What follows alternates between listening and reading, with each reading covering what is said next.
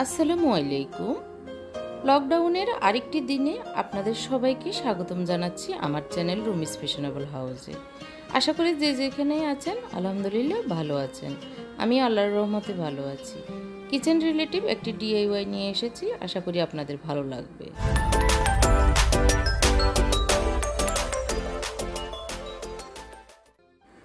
ফেলে দেওয়া জিনিস দিয়েই কিছু বানানো আমার লক্ষ্য। আমি এই যে কার্ডবোর্ড নিয়েছি, মানে হচ্ছে বাসায় আসা পুরনো কার্টুন, সেটাকে খুলে নিয়েছি। খুলে আমি লম্বা আকৃতি করে নিয়েছি। এখন আমি লিখে নিয়েছি কিচেন। এই কিচেনটা আমি খাতার পাতায় দুটি পাতায় লিখে নিয়েছি। আর লেখাটা যে কোনো ডিজাইনে লিখতে পারেন। লেখার অনেক ধরনের ডিজাইন আছে, আপনি আপনার সুবিধা মতো লিখতে পারেন। আমার কাছে এই লেখাটাই পছন্দ হয়েছে, এই কারণে আমি এটা লিখে নিয়েছি। আর আমি পাতাগুলোকে চাপ দিয়ে এভাবে কেটে নিব একটি নাইফের সাহায্যে।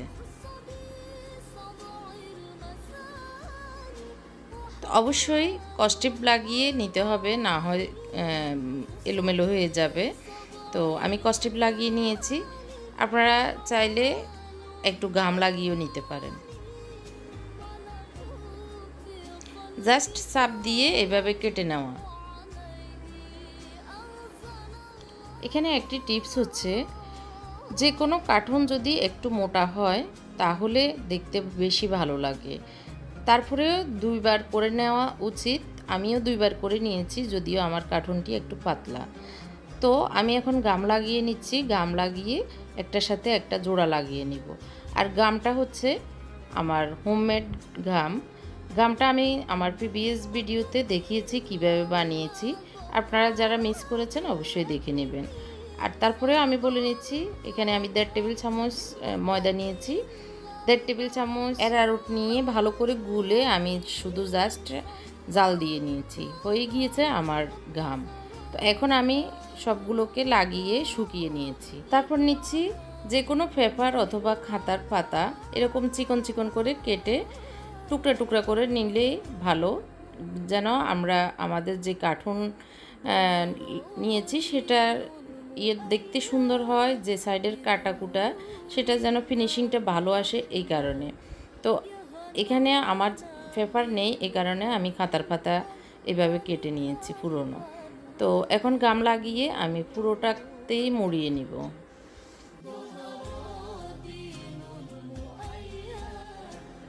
কিভাবে আমি এই টুকরো কাগজগুলি লাগিয়ে নিচ্ছি খেয়াল করলে বুঝতে পারবেন। জাস্ট গামের সাহায্যে এভাবে চারিদিকে লাগিয়ে মুড়িয়ে নেওয়া।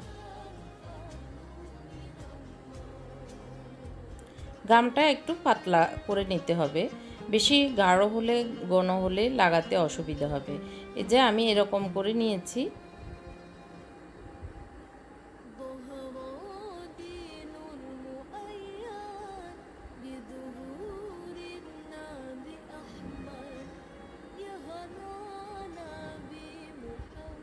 লকডাউনের কারণে যেহেতু আমরা সবাই বাসায় বন্দি, বাচ্চারাও আসলে বোরিং ফিল করছে। তো এইসব অ্যাক্টিভিটিস কাজে বাচ্চাদেরকে একটু এঙ্গেজ করলে ওরাও আনন্দ পাবে, ওদেরও সময় যাবে, আর ওদের অ্যাক্টিভিটিস কাজে আগ্রহী জমবে।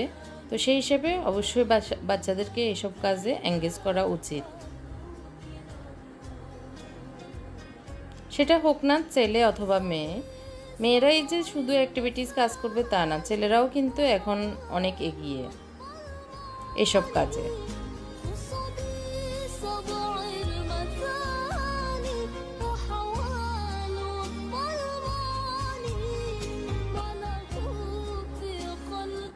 তো আমার দুই ছেলে আমাকে হেল্প করাতে জটপট হয়ে গিয়েছে, আর লাগিয়ে এই যে শুকিয়ে নিয়েছি। এখন অনেক শক্ত হয়ে দেখতে পাচ্ছেন সুন্দর একটি ফিনিশিং এসেছে। তো এটাতে এখন আমি কালো কালার করে নেব। কালো কালার নিয়েছি, অ্যাক্রিলিক কালার। অ্যাক্রিলিক কালারটা একটু ভালো, এই কারণে অ্যাক্রিলিক কালার নিয়েছি। আর আপনারা অনেকেই প্রশ্ন করেন, প্রতিদিনই আসলে উত্তর দিতে হয়। অ্যাক্রিলিক কালার যে কোনো বইয়ের দোকানে পাবেন, অথবা যে দোকানগুলিতে আর্ট অ্যান্ড ক্রাফটের জিনিস পাওয়া যায় সেই সব দোকানেও পাবেন। তো আমি একটি তুলের সাহায্যে কালো কালার করে নিচ্ছি।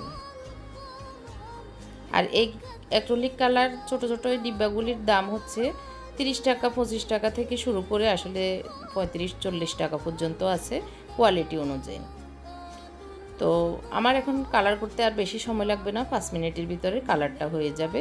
শুকাতে আর 15-20 মিনিট লাগবে। তারপরে আমি লাগিয়ে নিব। অবশ্যই বুঝতে পেরেছেন এটা আমি কোথায় লাগাবো।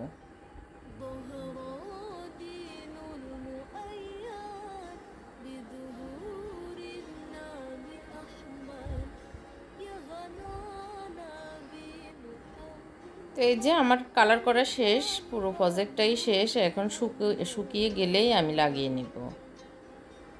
চলে এসেছি রান্নাঘরে। আমার চুলার উপরের এই ওয়ালটা খালি আছে। তো যেহেতু রান্না করি সবসময় চোখের সামনে এই ওয়ালটা খালি ভালো লাগছিল না, তাই এই কিচেন লিখাটা মাথায় এসেছে, লিখে এখানে লাগানো। প্রথমে আমি ভিজা একটি টয়েলে দিয়ে ওয়ালটা মুছে নিয়ে তারপর টিস্যু দিয়ে ভালো করে মুছে নিচ্ছি।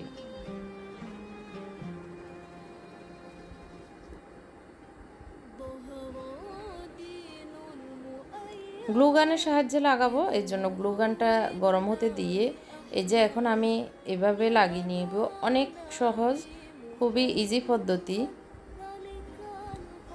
এই লেখাগুলি আমরা বাইরের দেশে কাঠের বোর্ডের অথবা লাকের বানানো আছে, কেনা যায়, কিন্তু অনেক দাম হবে। আমাদের দেশে তো এগুলো আসলে বেশি একটা পাওয়া যায় না এসব জিনিস। তো এই জিনিসগুলি আনকমন।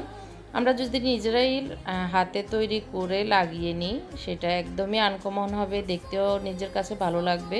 আসলে ঘর সাজানোটা অন্যের জন্য না, অন্যরা এসে বলবে ভালো বলবে তা না। আমি যেহেতু থাকবো আমার বাসায়, আমার কাছে যেটা ভালো লাগবে আমি সেটাই করব আমার ভালো লাগার জন্য। তো সেই হিসাবে বলবো যেটাই করি না কেন সেটা নিজের জন্য। পুরো লেখাটাতে গাম লাগিয়ে আমি এখন জাস্ট সোজা করে লেখাটা বসিয়ে দিচ্ছি।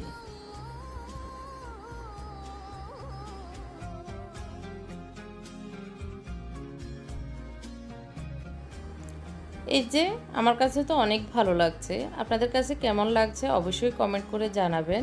ভালো লাগলে লাইক শেয়ার করতে কিন্তু ভুলবেন না।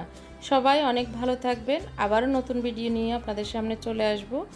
সেই পর্যন্ত আল্লাহ হাফেজ, আসসালামু আলাইকুম।